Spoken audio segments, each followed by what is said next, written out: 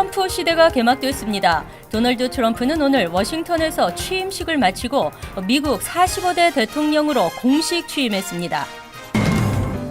뉴욕주 검찰이 연방정부의 반이민 정책에 맞서 이민자를 보호하는 가이드라인을 발표했습니다. 란킴 의원이 추진하는 소상인 지원 법안에 한인과 중국계 소상인들이 적극 지지 의사를 밝혔습니다. 뉴저지 한인사법경찰 자문위원회가 창립식을 갖고 초대 회장에 김상철 씨를 선출했습니다. 롯데호텔 뉴욕 팰리스가 타인적 여성에게 장애인 공익소송을 당했습니다. 이상은 이 시각 주요 뉴스입니다.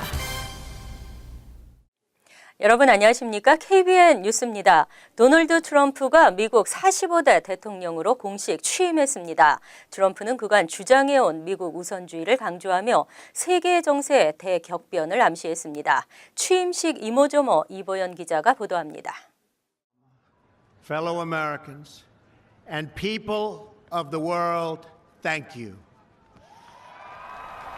이변의 주인공 도널드 트럼프가 오늘 정오 취임식을 통해 45대 대통령 임기를 공식적으로 시작했습니다.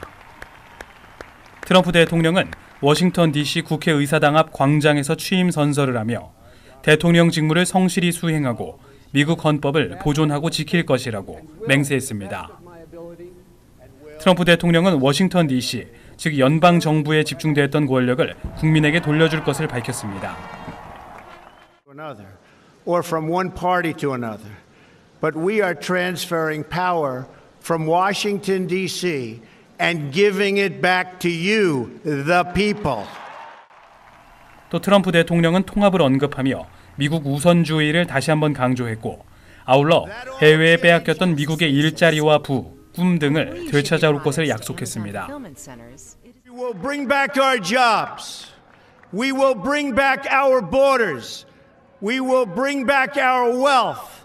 And we will bring back our dreams. 하지만 취임 전 역대 최저 지지율을 보인 트럼프 대통령에 대한 반대 시위는 여전히 이어졌습니다. 취임식 전부터 미국 곳곳을 달군 반트럼프 시위는 취임식이 열리는 오늘도 이른 아침부터 계속돼 시위대와 경찰의 충돌도 잇따랐고 내일은 20만 명이 모이는 여성 대행진 시위가 예정돼 있습니다.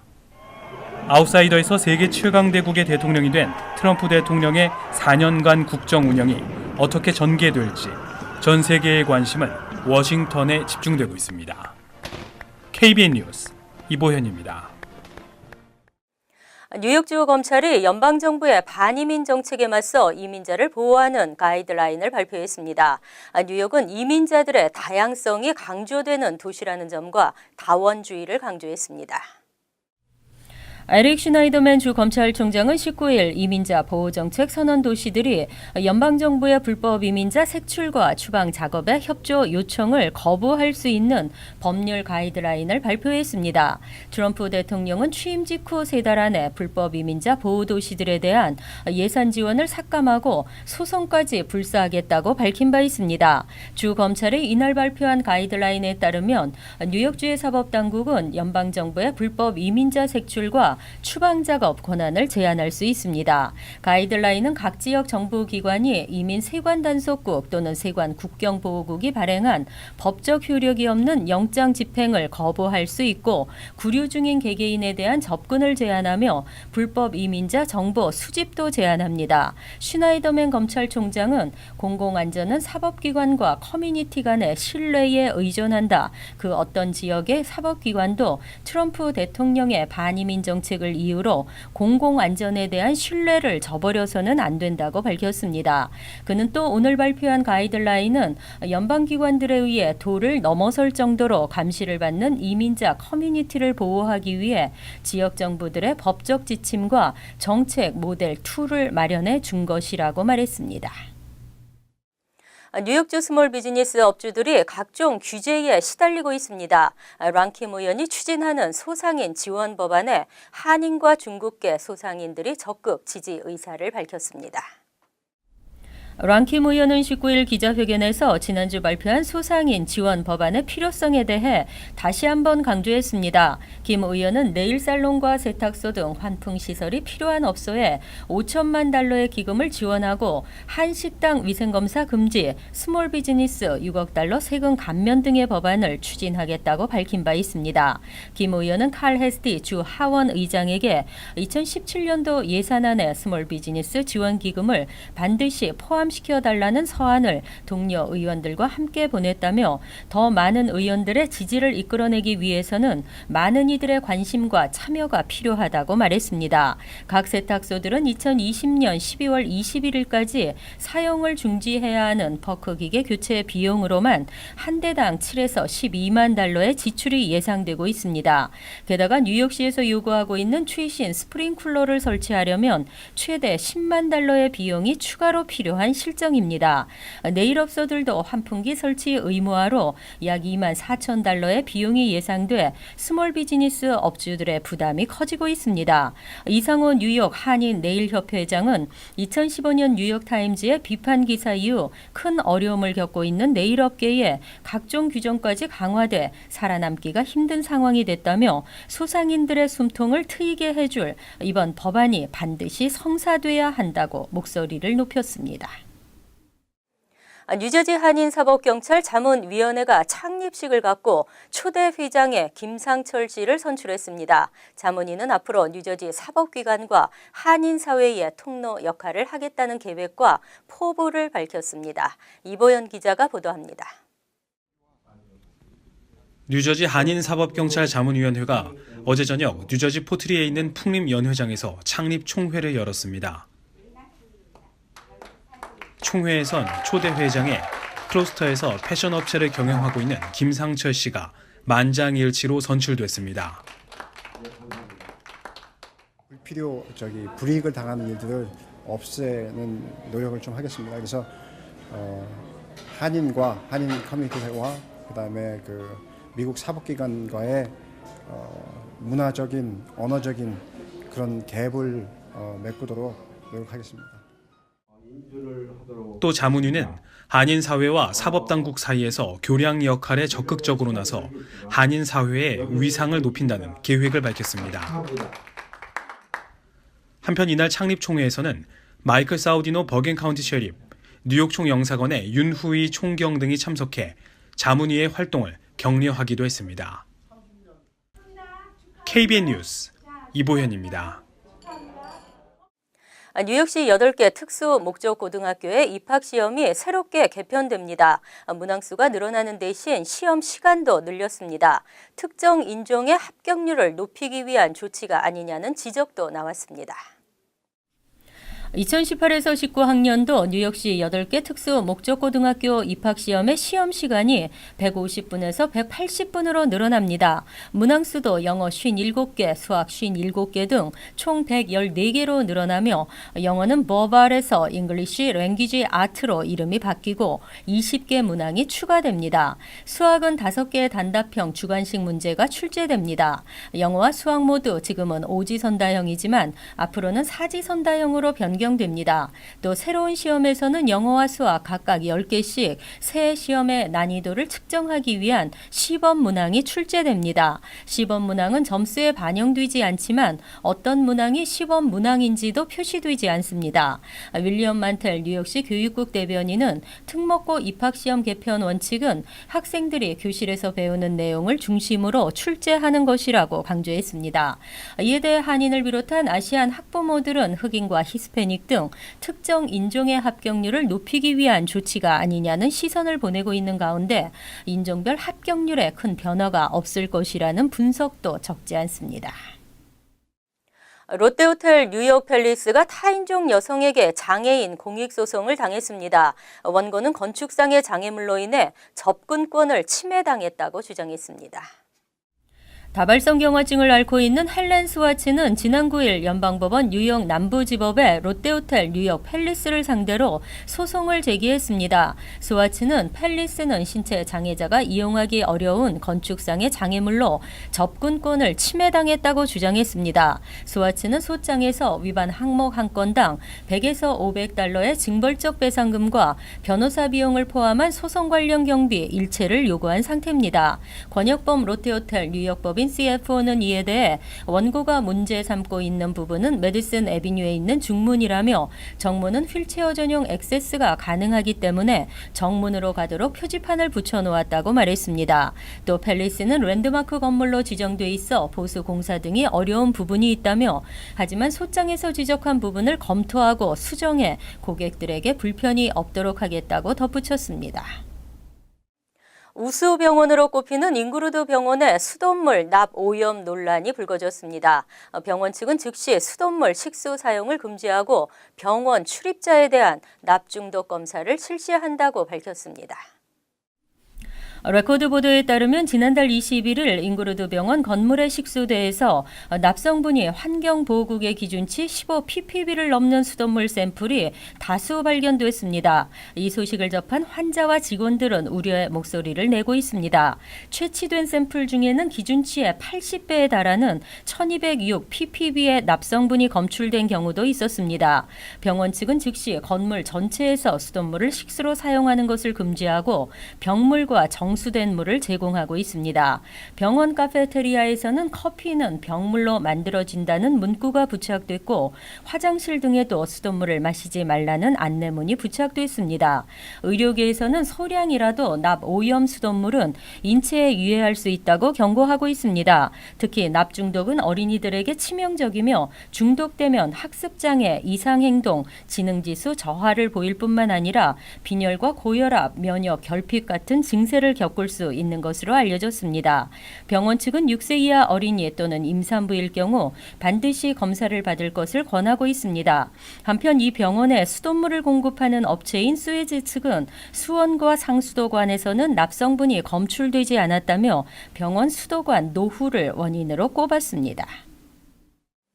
퀸즈 도서관이 10여 개의 언어로 소통의 창을 열었습니다. 이용객들의 의견을 수렴해 도서관 운영에 적극 반영하겠다는 취지입니다. 퀸즈 도서관이 18일 50개 객관식과 주관식 문항으로 되어 있는 도서관에 대한 생각을 묻는 설문조사를 시작했습니다. 질문지는 이용자가 도서관 서비스와 공간에 대해 어떻게 생각하는지, 프로그램에 대한 새로운 아이디어는 없는지, 원하는 자료는 충분한지 등과 포커스 그룹 참여 의사도 묻고 있습니다. 퀸즈 도서관 측은 설문조사를 토대로 이용자들의 의견을 도서관 운영 지침에 반영한다는 계획입니다. 다양한 민족이 더 나은 서비스와 프로그램을 이용할 수 있도록 하는 것이 목적입니다. 데니스 윌컷 퀸즈 국립도서관장은 설문조사로 대화의 창을 열었다고 강조했습니다. 아울러 우리는 다양한 도서관 이용자의 의견을 듣고 싶다며 현재 도서관 서비스를 이용하는 사람들뿐만 아니라 이를 이용했었거나 앞으로 이용할 사람들, 도서관이 처한 어려움을 걱정하는 모든 사람들을 위해 지혜를 모으고 의견을 교환하는 것이라고 설명했습니다. 한편 이번 설문조사는 한국어 포함 영어, 중국어, 폴란드어, 러시아어 등 10개 언어로 만들어졌습니다. 한국인들의 다양한 의견도 반영될 것으로 보입니다. 대형 항공사들이 속속 이코노미 상품을 출시하면서 저가 항공사와의 경쟁에 불을 붙였습니다. 하지만 베이직 이코노미는 결국 여행객들로 하여금 더 많은 돈을 내도록 하는 항공사의 전략이라는 분석도 나왔습니다. 미국 1위 항공사 아메리칸 항공이 2월부터 이코노미 상품을 시행한다고 밝혔습니다. 이미 유나이티드와 델타는 항공요금에서 거품을 뺀 베이직 이코노미 상품을 발표한 데 이어 상반기 중 실시를 목표로 하고 있습니다. 하지만 아메리칸 항공이 발표한 베이직 이코노미는 이코노미석 요금을 낮추는 대신 스케줄 변경이 안 되고 취소나 업그레이드도 불가능합니다. 좌석을 미리 선택할 수도 없고 기내 반입 가방도 앞좌석 천장 밑에 넣을 수 있는 사이즈 단 1개로 제한했습니다. 기내 선반에 실을 수 있는 크기의 가방도 원칙적으로 반입이 안 됩니다. 하지만 게이트까지 가져왔다면 게이트 피 $25를 내고 무게에 따른 레귤러 수화물 비용이 추가됩니다. 아메리칸 항공은 일단 국내선 10개 노선에 시범 도입한 후 국내 전 노선과 대서양 노선 그리고 글로벌 노선으로 확대한다는 방침입니다. 이처럼 대형 항공사들이 앞다퉈 베이직 이코노미석 판매에 나서는 것은 스피릿 항공, 프론티어 항공 등 저가 항공사에 맞서 고객을 확보하겠다는 전략입니다. 델타 항공은 베이직 이코노미 정책으로 올해 $3억 추가 수익을 기대하고 있습니다.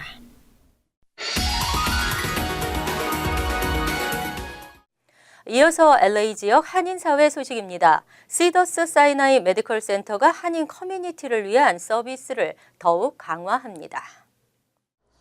아더제이 오초아 부사장 등 시더스 사이나이 병원 관계자들은 오늘 LA 한인타운에서 첫 한인 기자 간담회를 열고 보다 강화된 의료 서비스와 확대된 건강보험 커버리지로 한인 커뮤니티 유치에 전력을 다할 것이라고 밝혔습니다.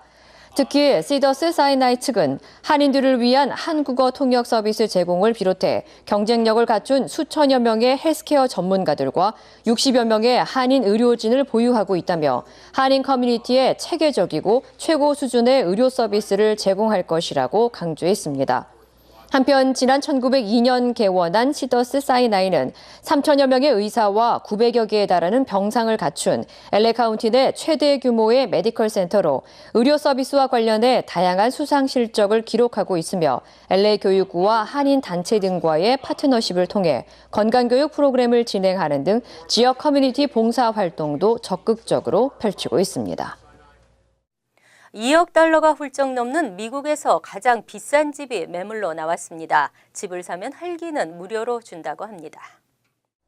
LA타임즈에 따르면 패션과 부동산 업계의 거물로 불리는 브루스 마코스키가 미국에서 가장 비싼 $2억 5천만 달러의 가격의 저택을 매물로 내놨습니다. LA 서부 부촌 베레어에 위치한 이 저택은 3만 8천 스퀘어핏의 4층 구조로 12개의 침실, 화장실 21개, 주방 3개 등을 비롯해 볼링장과 영화관, 수영장 그리고 $20만 달러치의 캔디와 초콜릿이 가득한 캔디룸 등 다양한 오락시설도 갖추고 있습니다. 특히 집 구매자에게는 $3천만 달러 상당의 고급 자동차와 모터사이클, 개인 헬리콥터 등이 함께 제공되는 것으로 알려졌습니다. 한편 현재 이 저택은 매물로 나온 이후 이미 6명 이상이 구매 의사를 밝힌 것으로 전해졌습니다. 월드리포트입니다. 중국뿐 아니라 미국도 유독성 스모그에 시달리고 있습니다. 과거를 되새기며 해결법을 찾아 나섰습니다. 로스앤젤레스의 할리우드 간판 아래 구름 바다가 펼쳐졌습니다. 신비로운 운해처럼 보이지만 사실 유독성 스모그입니다. 이처럼 LA는 지난 1940년대 이후 극심한 스모그에 시달렸습니다. Here we are. You should be able to see the mountains. You should be able to see our beautiful city, but you can't see anything. And it's destroying not only our health, but our economy. 주범은 자동차의 매연이었습니다. 방독면을 쓰지 않으면 두통과 호흡 곤란에 시달렸습니다. I can recall as being a student on USC's campus in 1955. The air pollution was so thick you could almost cut it with a knife. 비슷한 시기 영국 런던에도 살인 스모그가 덮쳤습니다. 사람들은 물론 반려견까지 마스크를 썼고 공기를 정화하기 위해 특별히 고안된 유리 헬멧까지 등장했습니다. A tiny spirit stove on the side of the mast heats and cleans the smoggy air as it passes through a pipe, and a fan driven by a small battery keeps up the circulation. 이런 자구책에도 불구하고 1952년 영국의 스모그는 12,000여 명의 목숨을 앗아갔습니다. 주범은 공장과 가정에서 사용된 석탄이었습니다. So naturally, Londoners stoked up their fires with coal, pushing pollution up in a million chimneys. This hung like a veil over the city. 반세기가 지난 현재, 런던과 LA는 다시 푸른 하늘을 되찾고 있습니다. 로스앤젤레스는 자동차 배출가스를 규제하는 것은 물론 전기 자동차나 수소 자동차 같은 무공해 자동차 개발에 박차를 가하고 있습니다. 런던은 대기오염 청정법을 만들어 공장의 유독가스 배출을 철저히 규제하고 가정용 난방 연료를 천연가스로 대체했습니다.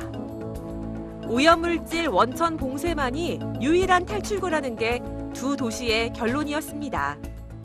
那么宣战是好事，但是不是那种假的，某一个时间段呢营造起来给别人看的东西，而是我们生活中实实在在的。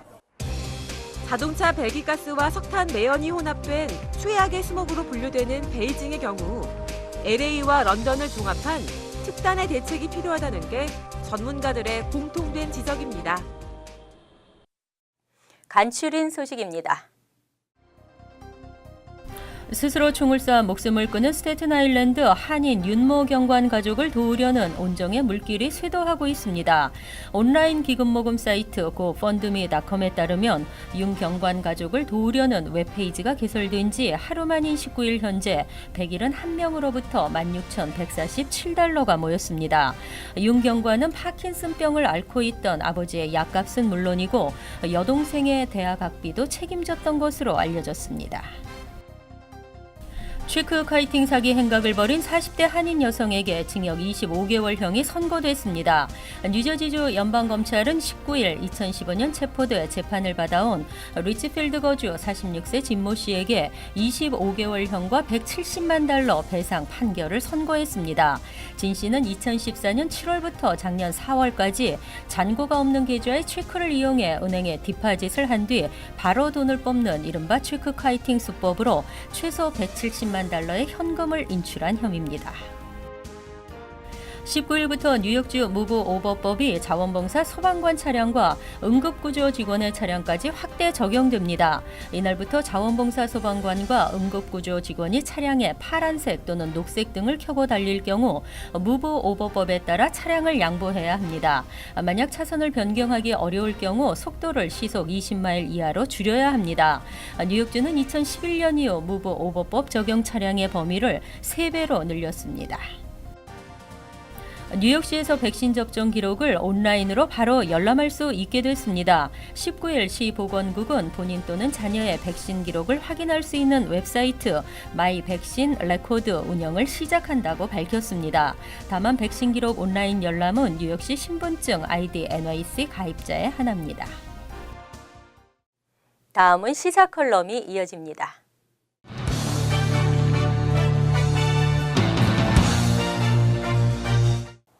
여러분 안녕하십니까? 다음 주 토요일이 음력설입니다.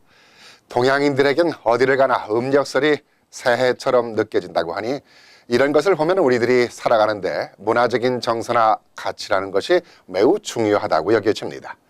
그렇기 때문에 인간에게 있어서 이러한 가치가 훼손된다고 할 때 자존심이 상하는 것이라고 봅니다. 그래서 그런지 지금 한국인을 비롯한 아시안들이 이러한 자신들의 문화적 가치가 상실되고 있다고 해서 반발하고 나섰습니다. 아시안들의 고유 명절인 음력설을 중국설, 그러니까 Chinese Lunar New Year로 표기가 되어 있다는 이유 때문입니다. 분명히 루나 뉴 이어는 아시안 음력설인데 왜 중국설인 양 표기가 되어 있느냐 하는 것입니다. 혹자는 이에 대해서 중국설이든 아시안설이든 그것이 무엇이 그리도 중요하냐고 하시겠지만은 그렇지가 않은 것 같습니다. 루나라는 영어는 음력이란 뜻이고 음력이란 아시안 모두가 사용하고 있는 날짜 계산법입니다. 쉽게 말하면 달과 태양의 움직임을 모두 고려해서 만든 태음력인 것입니다. 동양인들이 갖는 문화적, 역사적, 공통적인 유산인 것입니다. 그런데 이러한 자연과학적인 문화를 중국 설날로만 표기를 한다면 아시안들은 모두가 중국의 속국으로 보여지기 때문에 반발하고 있는 것입니다. 이해가 가는 대목입니다. 자, 그런데요, 이렇게 되기까지 한인 커뮤니티를 비롯해서 아시안 커뮤니티들은 그동안 무엇을 했느냐 하는 것입니다. 이러한 차이니스 루나 뉴 이어, 그러니까 중국설이라고 표기가 되어 있는 문제가 어제 오늘이 아니라 아주 오래전부터 수정을 해야 한다고 지적이 되어 왔습니다. 그런데도 어느 단체나 기관에서 이를 수정하고자 하는 노력이 없었습니다. 해마다 이맘때만 되면 수정이니 뭐니 호들갑을 떨고 누구 하나 나서는 이가 없었다는 것이죠. 음력설 수정만이 아니라 정보기관에서 만들어진 한국어 웹사이트나 공공기관에서 한인들의 편리성을 위해서 제작돼서 만들어진 한국어들이 오류투성인데도 불구하고 강 건너 불구경인 것입니다. 이를 시정하기 위해 나선 단체라고는 뉴욕 한인 학부모 협회뿐입니다. 이러한 문제를 꼭 어느 단체가 하고 또 하지 말아야 한다는 기준은 없지만은 최소한 지역을 대표한다는 한인회가 나서야 하지 않나 생각합니다. 뉴욕 한인회와 뉴저지 한인회 그리고 커네디컷 한인회는 대표성만 온운하지 말고 이번 음력설 표기 오류 문제를 해결해 나가는 데 앞장서야 할 것입니다. 그래야 대표성 있는 한인회로 인정받을 수 있지 않을까요?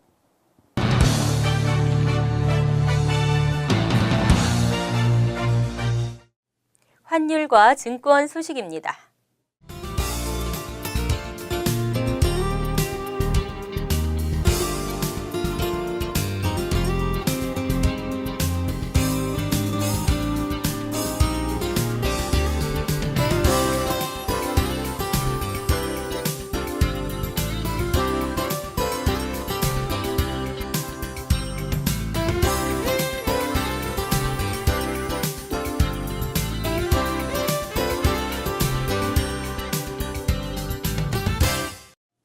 이어서 날씨입니다.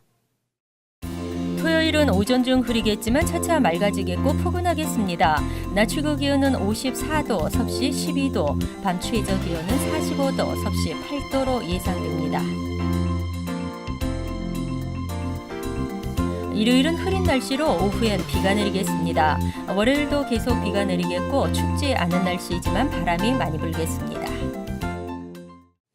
이상으로 KBN 뉴스를 마칩니다. KBN과 함께 편안한 주말 되시기 바랍니다.